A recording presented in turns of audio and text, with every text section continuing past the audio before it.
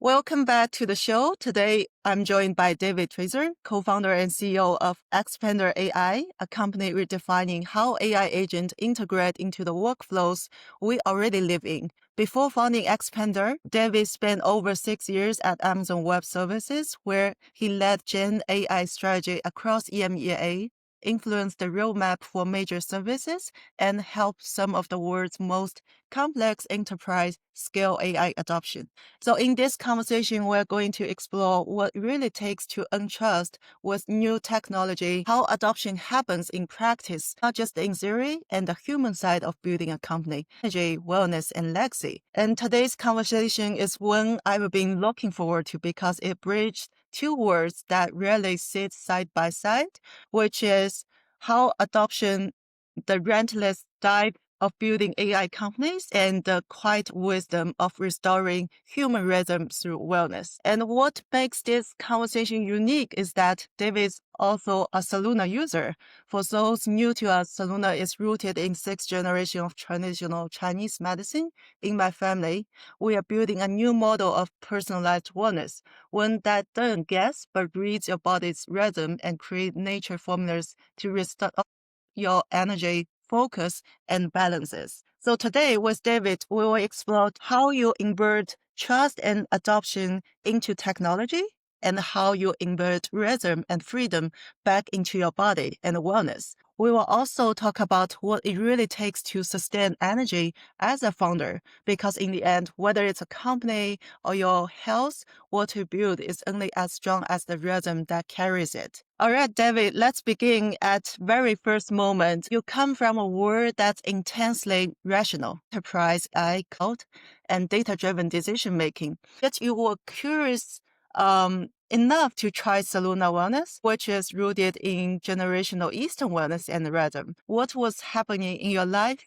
of the wellness, and what's your wellness goal at that time make you take the first step? Yeah, so for me, it was all about listening to the inner body. So I have a lot of, I would say, a lot of passion to do stuff and power to during the day, during the meetings. I have back-to-back meetings, and I discovered that once you reach to the startup world, you might find yourself a bit more exhausted and losing the energy that you had during the day. And when you pitch the idea of there are some issue and that is not related to the traditional health metrics, I was curious to understand, is there something that we're missing in the health situation in the United States? Is there something that we can improve that we are not considered as a major pain right now? So that's what led me to into the journey of actually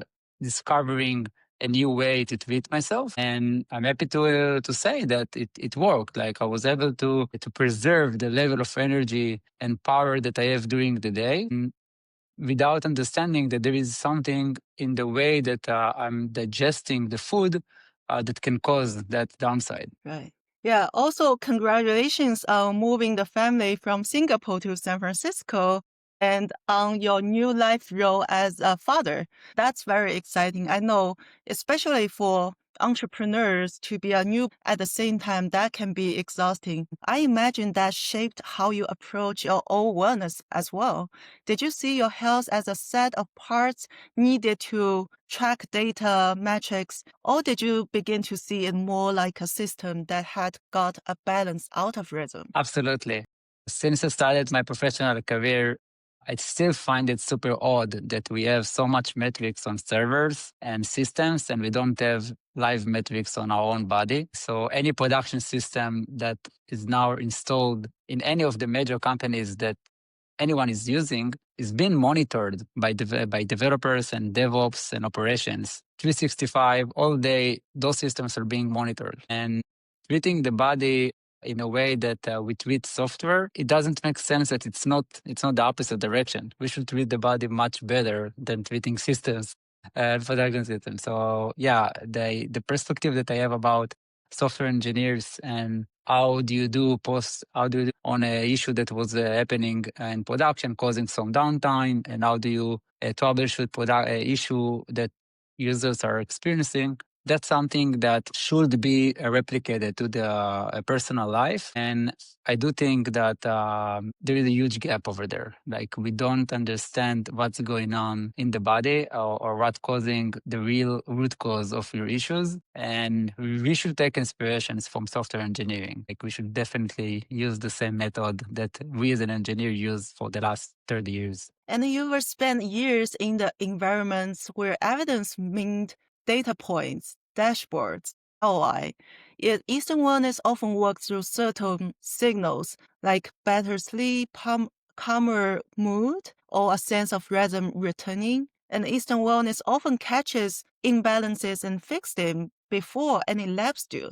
So coming from a different cultural background and professional background, what surprised you most about experiencing Eastern wellness in the first place? I would say you don't know what you don't know. That's the most important thing about health. Like you really don't know what you don't know, and you don't know how to optimize a metric that you don't see or you're not exposed to it, and you are just in a pursuit to happiness and to become better without understanding how and what and why. So that's something that we all used to do, but it doesn't make any sense to continue doing it. So I think as an entrepreneur, as a builder, as someone that builds solutions to stuff, always trying to see, all right, if that's broken, what can be, how can we fix it?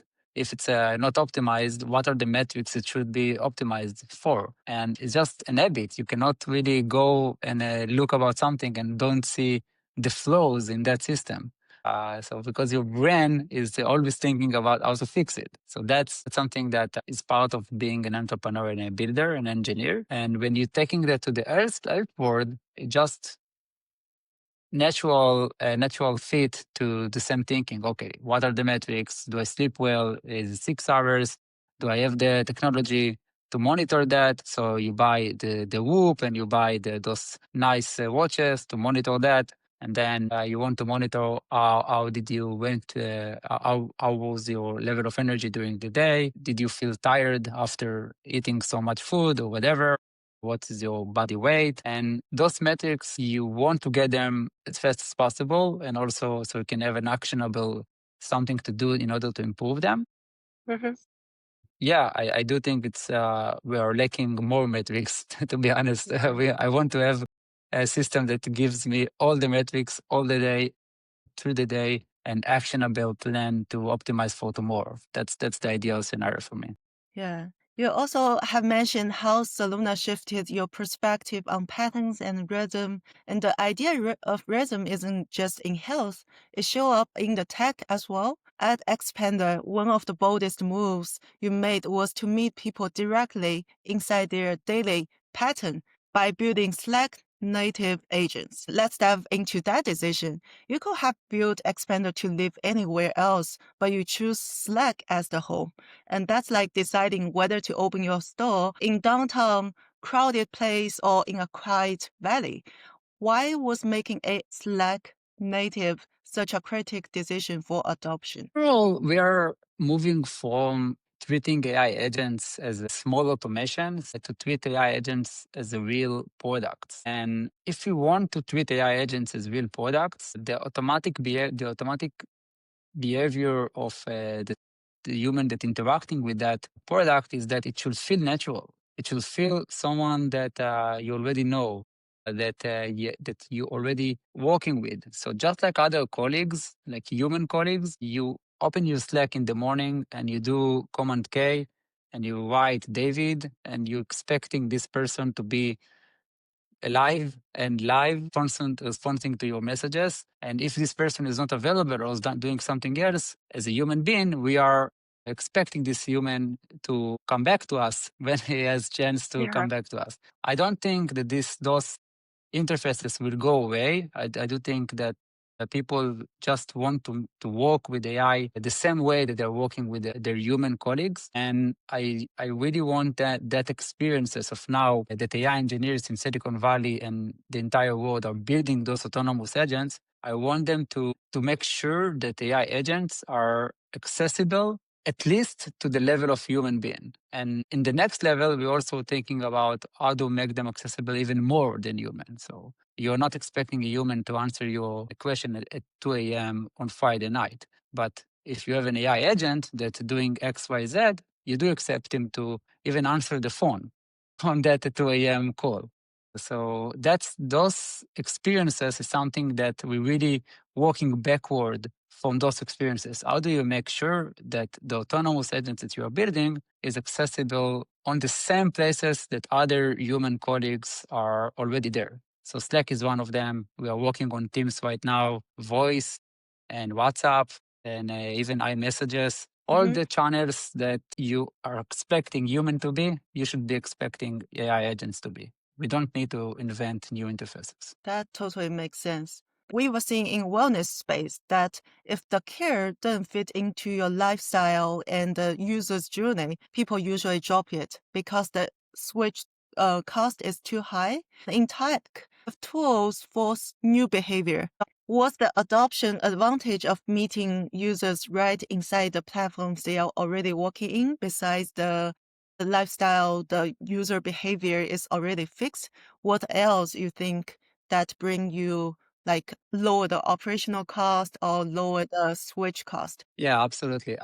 I do think that meeting human colleagues where they are is very important. Is a strategic decision that we did early on Xpander. The second thing is abstracting away the hardware that it takes to spin up a new autonomous agent. So we don't want autonomous agents to be something that only the most talented AI engineers in the world can build and operate. We are thinking that in the next 5 years, I would say the vast majority of software engineers should be able to build autonomous agent and design it and operate it in a way that will work the best for the company that they are working in or their own company. So agent as a product can be its own company. And we want to lower the barrier to a point where you just open your laptop, click new, and in less than 10 minutes, you will have something that is already working at roughly 60 to 70%. So that's the idea,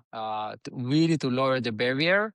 You don't need to learn a lot of courses. You don't need to attend a PhD courses. You just need motivation and access to laptop and a subscription to one of the AI providers. That's it. Those are Yeah. the three requirements that we really want the world to be in. And from there, it's our job as a platform and AI startups to bridge the gap of knowledge of GPUs, fine tuning, reinforcement learning, all those buzzwords that you don't need to know. That's very impressive. It can be more accessible to the entrepreneurs and engineers to make their work more efficient. That's actually Solunar Wellness have very similar method. We want to make traditional Chinese medicine and Eastern wellness accessible. Even you are not fluent in Eastern wellness, you have no knowledge at all, you will still get the same effect of visiting a world-class Chinese doctor in person. And I also notice like when I'm building Soluna, the user in the United States, they usually have very short amount of the focus and the patience when they try some new product. People decide quickly. And if they don't feel some signal in the maybe first month or first 2 to 3 weeks, they drop the solution. And in tech, it seems similar. How do you see the speed of integration shaping the trust in your users, especially new users? So it comes like it's inevitable. Like you position a product at $20 price tag, and now AI is trending. So you kind of make it very easy for people to try new stuff, even if they don't have a clear business need or idea of what they want to achieve. So that's like the number one issue or the challenge of all the AI startups. They building something cool and they think it's cool. They think that it brings value. And because it's so easy to get access to that product, most of them offering free trial or even free tier. So you can use this product if you are not exceeding some limits without any limitation. So that brings all the people that are curious, that just heard in the news, okay, that AI agents can do that and this and whatever. and click on the button, because the barrier is just to click on that button and you are already user. Mm-hmm. And I would say the vast majority of them don't want or don't need the product. If they will be really against the wall, asking if you would ask them a question, do you really need it? It solves a pain that you are using, whatever. And I would say most of them would say no. I just here to learn and understand what this is about. So that's like the number one issue with the AI startup right now, the churn. For other, if I'm taking that into perspective from other software in the world, I would say that the way to solve churn is to actually increasing the barrier for new customers, Oh. not lowering the barrier. I think that we all want product to be very accessible and easy to use and out of the gate understandable, and even something that you can also see a value in a very short time, that there is a metric that's called time to value, and you want it to be shortened as possible. Mm-hmm. But you want to make sure that the top of funnel, the people that are coming to your product, coming with some intent. Okay, so you want to do the opposite when before the clients are arriving to your product. You want to do the opposite. You want to Yeah. increase the barrier and Selective to. and be very selective to who is coming to use your product. And it can be done by it can sound a little bit trivial ways, but it comes down to your website. It comes down to the button, to the language that you're using in the website. It comes down to the to some quiz that the user needs to answer before he get access to the product. Mm-hmm. And then if you do that right, you will see a drop by the number of visitors to your product and to the people that actually click here to start. But that's a good drop, because then you can measure the things that are really matter to your business, because those people that stayed after you did the filtering, if they don't stay in the product after a long time, that's a problem that you need to fix as an entrepreneur, of course. But you want to work on that one and to get rid of all the noise, because there is a lot of noise. And then it makes your life as an entrepreneur much difficult to understand where is the problem, what is not Mm-hmm. working, why they don't see a value, why they're leaving. Yeah. So you really want to get that group to be very selective, very premium, very designated to your product. Once you have that group, you want to make sure that 100% of them will stay. But you want this group to be exclusive. You don't want to be everyone in the world, because Not then to it's satisfy impossible. every customer, but Yeah. to only serve the focus group you want to help with. And that actually leads to our next question. Like founders are always tempted to do more, to add more features by adoption, some new features and feedback coming from the user side. And this is one essential thing, to be selective in the process of picking the users. And how do you personally decide what's the nice to have versus what's absolutely essential for your focus group? Think that once you are self-critical with yourself about the problem that you are solving, and you really understand that there is a problem, and you are able to say it out loud every time that people ask you, what is the problem that you're solving? And you're able to answer that simple question without how you solve the problem, just what is the problem that you're solving, and you keep it and you print it on the wall and you put it inside somewhere visible. This is the problem that I'm solving. And every feature that you are developing, you need to ask yourself, is it related to that problem? Is it making the people that suffering from that problem life easier? And if the answer is hell yeah, so it's very easy to decide on roadmap. If the answer is, well, I saw another problem of another competitor because it makes sense to do it, and we should chase this market, then it's a lose of focus. And a lot of startups are losing focus because of competition, because of The working with the wrong, noises out there. yeah, working with the wrong users, working with the wrong customer base. And it leads to the previous point about really be selective on the group that you're working with, and be very self-critical with you, like what is the problem that you are solving. So for Expander, is the problem is that I'm an AI engineer and I want to build an agent and I don't want to deal with infrastructure.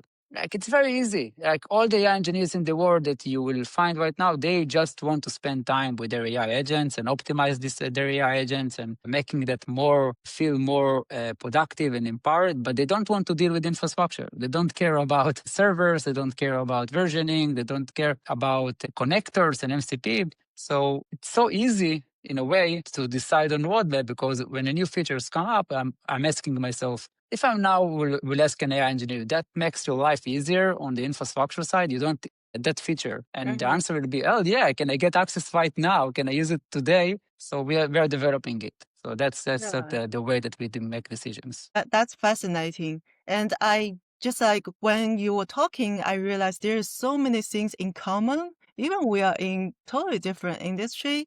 So for our users, I have noticed like people get distracted easily by tracking different metrics, like how many hours they slept, how many blood tests they did, and what's the number in each lab tests. But it ends up people get more and more confused because they don't know what these numbers really mean. And even they have certain symptoms, they don't know the root cause. For the same symptom, for example, like the weight gain or the sleep issue, people have very different underlying reasons they never found out. On average, people spend 10,000 masking symptoms rather than using some root cause targeted solutions. And I'm also thinking about like adoption only works when people trust on trying it, give it a shot.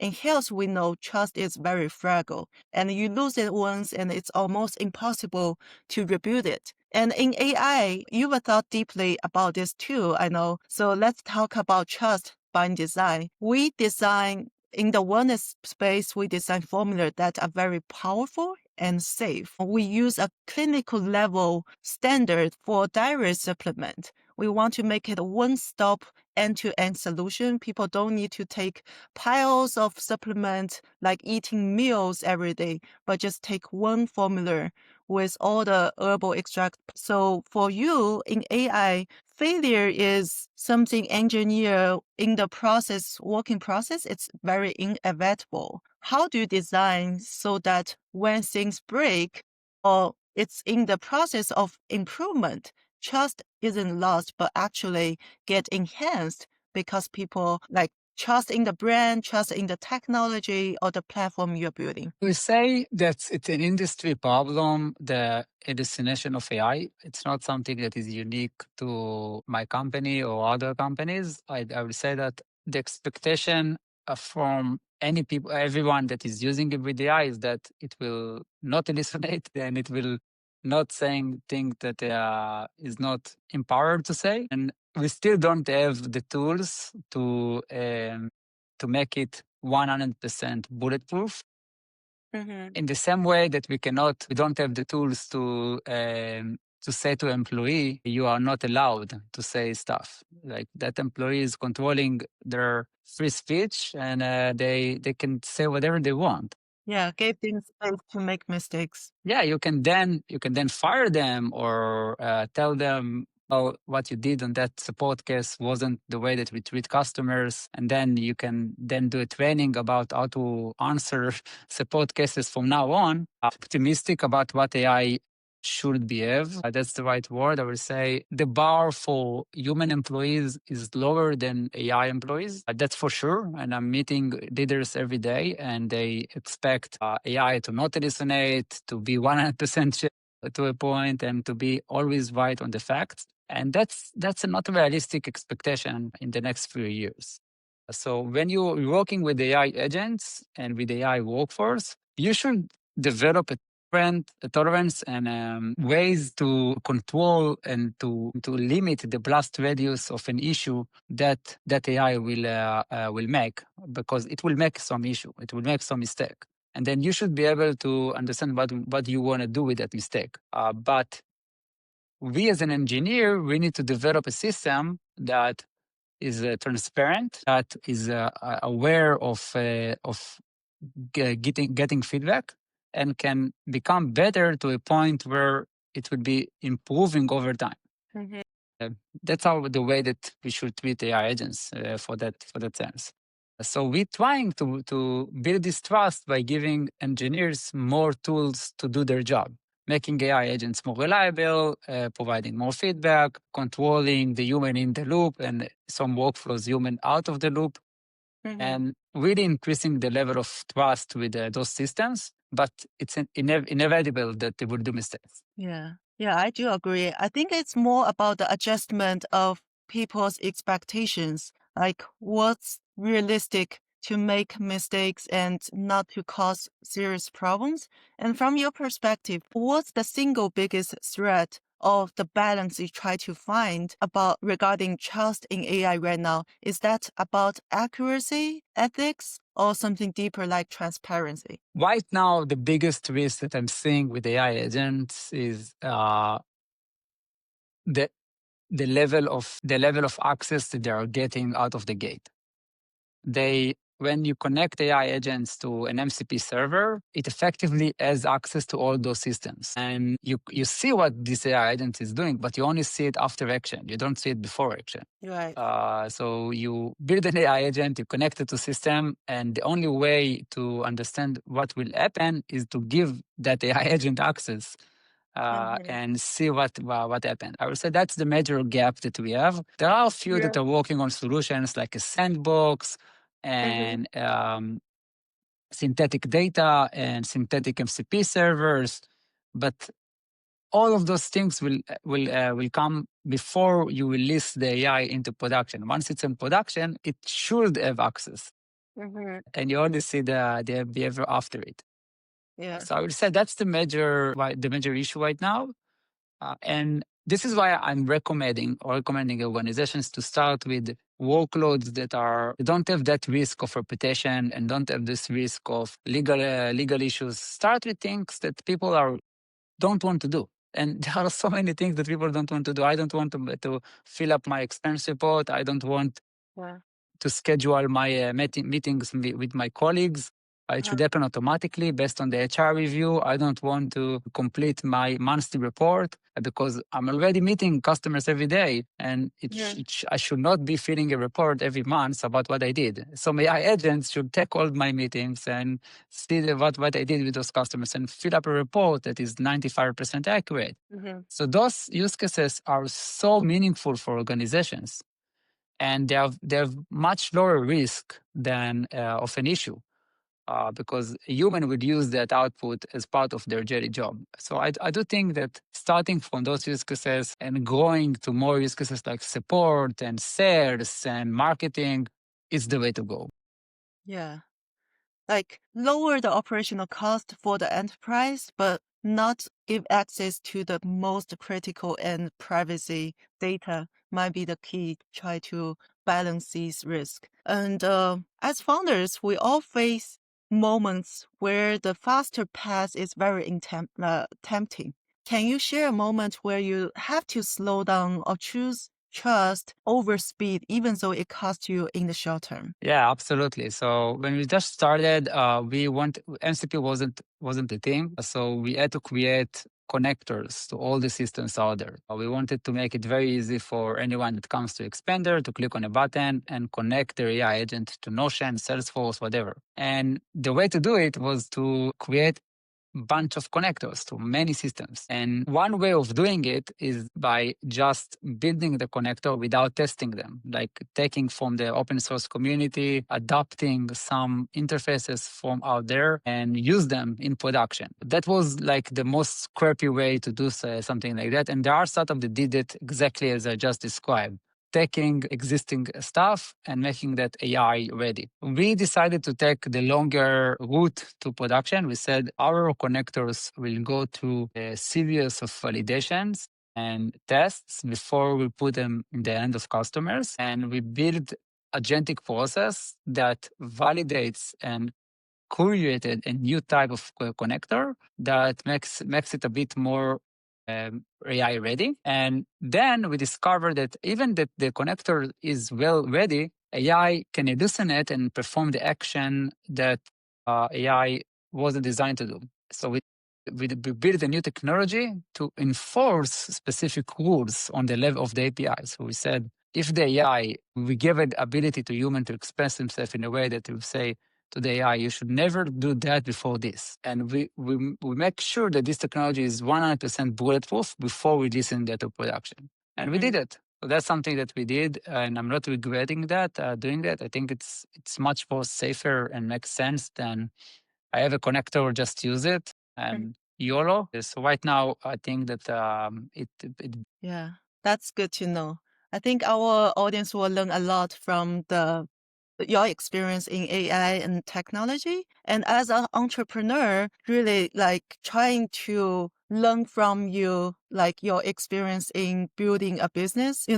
Both AI and wellness, the market are very crowded. And for now, what we are doing is trying to build a chart through how to make the product work faster. For example, for you, you want to be more passionate and more energetic. So we customize the formula, make it more suitable for your health condition, your lifestyle, and even your location. Location you live actually impacts your health a lot. So that's how when you texted me saying like, oh, the result is only after 2 days using it, it's amazing. You already feel that.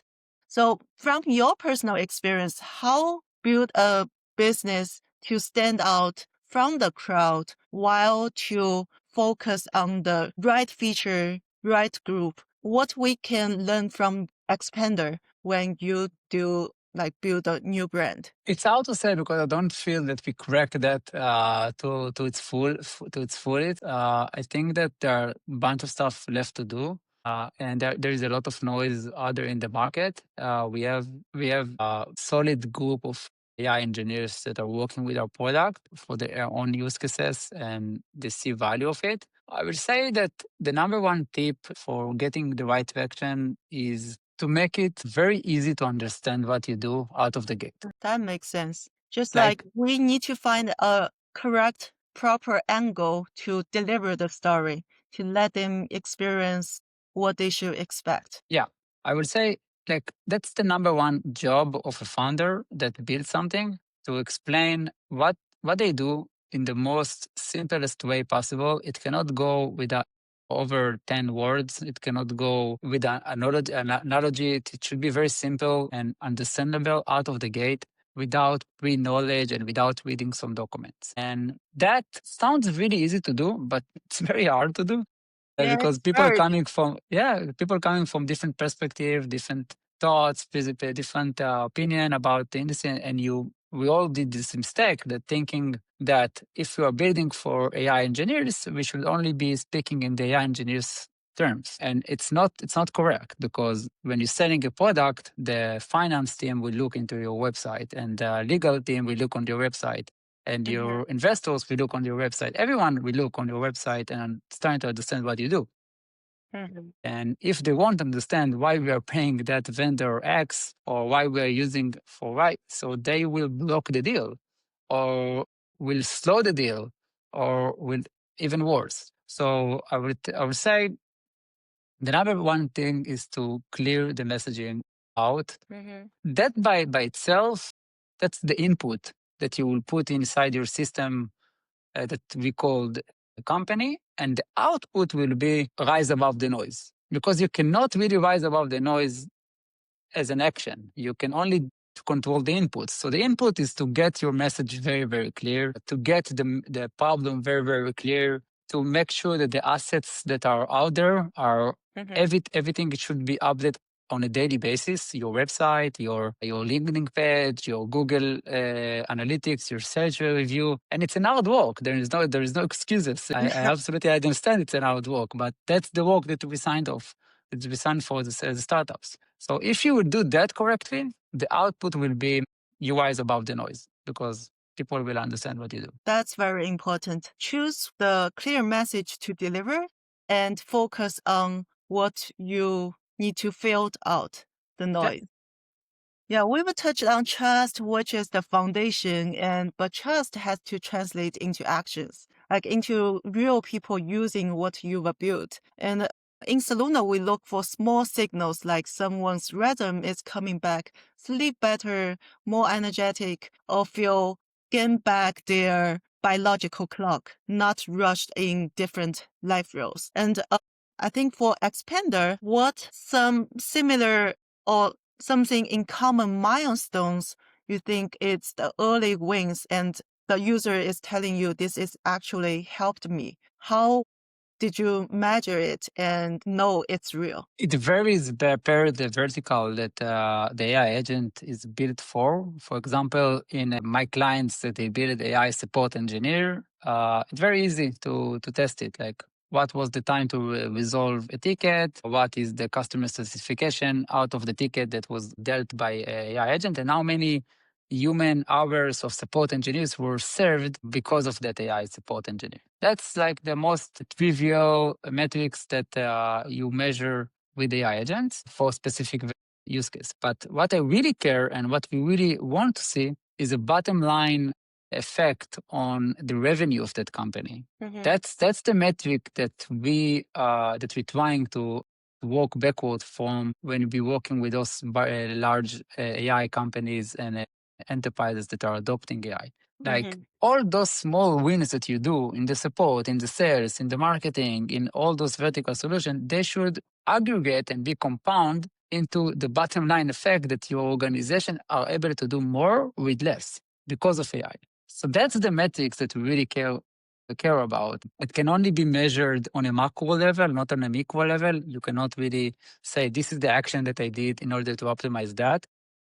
But as an industry of AI, that's the number one metric that we care about. Making organizations efficient as possible to avoid the gap between the operational costs to the revenue will be something that is much more sustained. Yeah. And organization would do more with less resources. That's the idea. That's good idea through your real practices. I believe in the startup world, we also use some metrics like the new customer acquisition cost or the retention rate. And for example, for Solunar, we want to create a higher customer lifetime value. For example, if they release their menstrual cramp for the first stage of their hormonal life, we want them come back when they are get ready to have a baby or they want to recover from egg freezing process. For Expander, how do you think for the first users, what really bring them back and let them stay there longer? So they start with an idea of I want this thing to be solved using AI, or I want this thing to be end off to AI. Basically, those are the two ways that you start the journey with Expander or with AI agents in general, and then we want to make sure that they reach to the milestone of having this autonomous agent in production, actually doing the thing that they're trying to do. And then we want them to, over time, treating those AI agent as product lifecycle, releasing new version, improving that over time, and getting ready to the next milestone that they're defining. And on the organization level, we do want them to walk in the organization and say, to anyone that they are working with, you should definitely check out Expander for your next project. And then the second metric is that how we expanded to other departments. That other departments are also see value without us reaching out to those departments. Like it's a product led go inside the company. And over time, we want to see those metrics compound. You want to see more AI agents are being created per number of organization, and the number of version per AI agents is also increasing. So those two, we want to see them increasing. Yeah. And yeah, those are basically two things that we are tracking: expansion inside the customer client and the number of versioning that it has been doing. Yeah.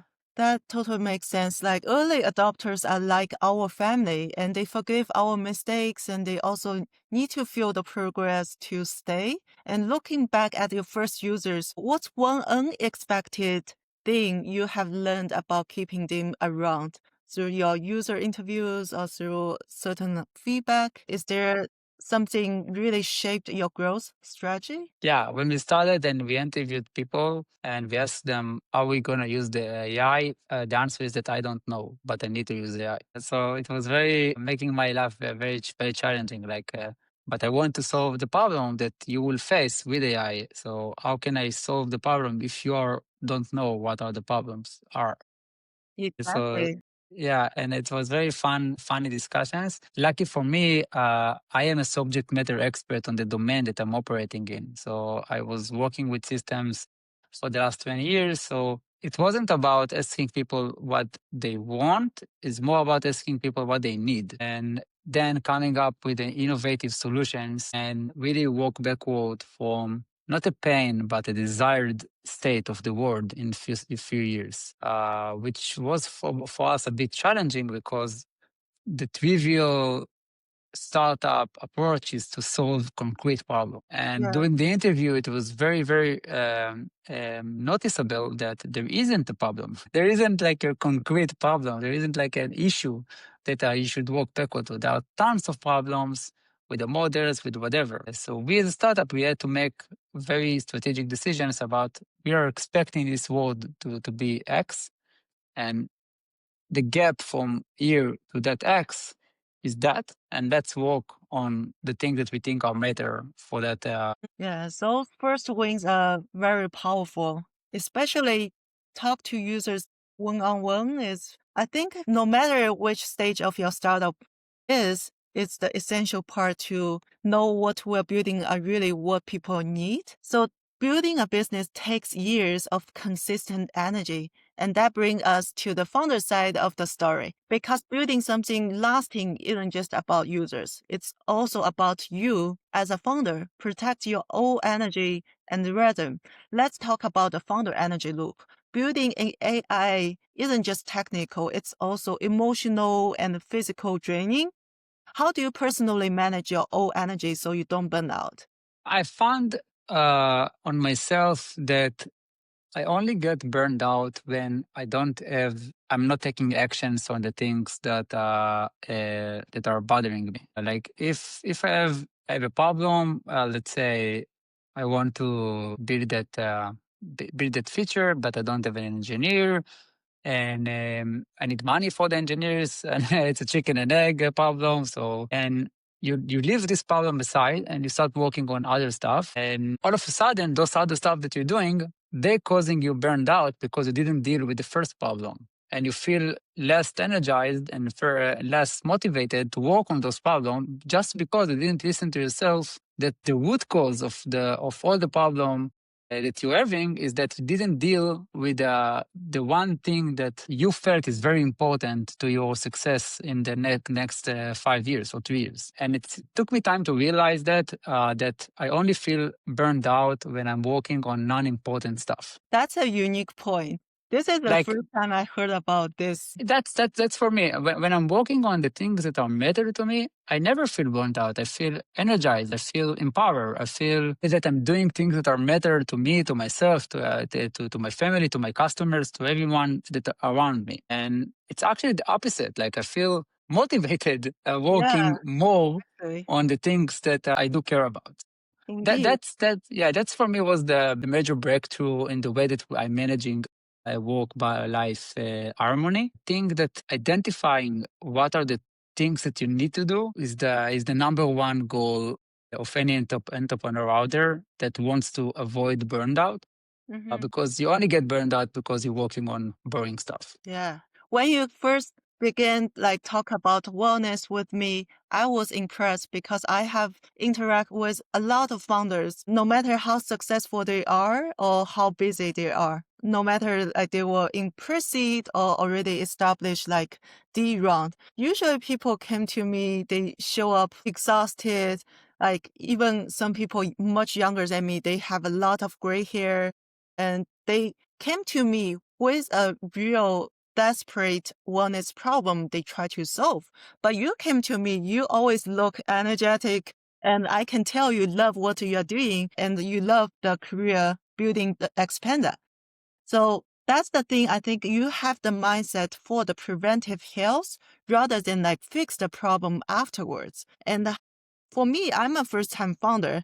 Recently I'm starting raising my first round. A lack of sleep, even I'm running a wellness business, you can tell how tired I was in our first episode of the podcast. So I think it's similar to building a business. It's important to do, not to do, rather than focus on things you need to do, because it's always not enough time to do the to-do list. It's always you wish you had 72 hours a day to exhaust the list you want to reach out or whatever, things like that. How you spot the early imbalances before you think I'm on the edge of burning out, or I have so many things to do, I have to go to sleep, but I shut down my brain and then my body to make sure I have enough energy for second day. Most founders, we have difficulties to relax and rest. What's your suggestion for new entrepreneurs? If you are a founder, it means that you're having some CXO role, either CEO or CTO, CPO, or other chief role, and you need to set goals for your organizations, right? That's the number one work that you need to do. You need to set goals correctly, and then work backward from those goals, and ask yourself on a weekly basis: are we doing the things that are matter to those goals? I will say treating yourself differently, it's a mistake. You should treat yourself the same way that you treat a business. You need to set goals. You need to set goals for 1 year, 2 years, 3 years, 5 years, to the brand, to your name, what you are in that world. And you need to work backward from those goals and ask yourself, and the company included, is what I'm going to do today and the rest of the week is really important to the goals that I set to myself? And if the answer is yes, I can guarantee you that you won't be burned out because you're working towards your goal. What can be more exciting than that? And if everything is being taken care of, you won't be having trouble to relax because you know that everything is being care of. But you need to have a system for that. You need to make sure that all the things that needs to be happen, and there are not a lot of things that are critical and important when you are comparing them to the goals that you are setting. But if you are not comparing them to the goals, you find out that you have thousands of tasks to do. But if you are just comparing them to the goals, you find that list is not that long. When you are trusting the system that you built, like you have that goal system, and it's not supposed to be like a very sophisticated system with this software. It can be just a notepad or a note on your phone, whatever. And you clearly identify those are the tasks that are important to the goals, and they're being taken care of by you taking an action or delegating or some process in the mood, and you're 100% sure that everything towards that goal is being handled, then you don't feel stress. There's no anxiety. There is not something that bothering you. So I can test to myself, like I'm one of the best sleeper that I ever knew in my personal life. Like I sleep so well. I sleep very, very deep. The moment that I'm going to sleep, it takes me an average 10 minutes to fall asleep without a TV, without a phone, even less, 5 minutes. That's one of your secret to be energetic. Yeah, like I know, but I won't be able to go to sleep before I knew that all my goals are being on track to be achieved. And I'm doing all those tasks that are affecting. And then I just can let go and fall asleep in a few minutes. Yeah. That's I my even secret. fall asleep faster than you. I lost conscious within 1 minute. Probably I exhaust myself during the day, but I always fall asleep super fast. That might be the reason I'm still surviving. So for the last question, I think it's relevant to what we just discussed. Coming to San Francisco, I recently moved to Silicon Valley from Orange County, and I have talked with a lot of founders, no matter gentlemen or ladies. Most of them are very young. I mean, you are young too, but you already established a family as a father, as a husband. For most of us, we are still single, and we don't really see our time will be occupied by more on the dating or personal life. We are so focused. How you think, like, I believe there's no real balance, but more about the top priority. How you make every role so like at certain stage of life, you just like reach every life goals and life roles. It seems nothing really impact. How did you make that? You need to be very critical of the goals that you set. And that list of goals doesn't need to be long and it needs to be very precise. For me, I set a goal to be present in my daughter's life and in a way that I will not miss any major event and I will spend at least the morning with her and the evening with her before she goes to sleep. And that's a goal. It's not something that I'm doing because I need to do, because the nanny is not here or because whatever, and because there is an issue. That's a goal that I set. So back to the previous point that I made, like if that's a goal and you are vocally critical about that goal, then you're starting the week planning by having this goal into consideration. So you treat that goal as objective of like the objective for your company. So you make sure that you allocate the time in the calendar and you make sure that you don't take meetings during that time period. And Mm-hmm. even there are some cases when she is missing the appointment that she has with her father, right? She needs to go to something else, and I have allocated the time for her, and that's fine as well. But I set a goal on purpose, and that's what really helped me to get everything that I wanted to do done correctly. And I think it's not different from people that are looking for dates or new partners or new hobbies. You can set a goal and start balancing it during your bandwidth during the week Mm-hmm. and treat your time as currency. Like that's the most important thing, the mindset. Like if you treat every hour as currency and you plan that week aggressively towards your goal, you will find that everything is much easier and much more balanced and you achieved more than you will imagine during that period of time. That's good advice. Basically, we set a time block for the things most important for us. For you is to spend quality time with your daughter. No matter how busy you are, just set meetings in another time slots. That's Yeah. good advice. Even things that are still less important, like watching a movie, when you don't set that time in advance, it feels like a time wasted. But when you set it in advance and you're saying, no, I Part want of to the watch plan. movies. Yeah, I want to watch movies during this week. Maybe I want tentatively scheduling that. I don't know if it will happen on Wednesday or Monday, but I want to watch 2 hours of movies this week.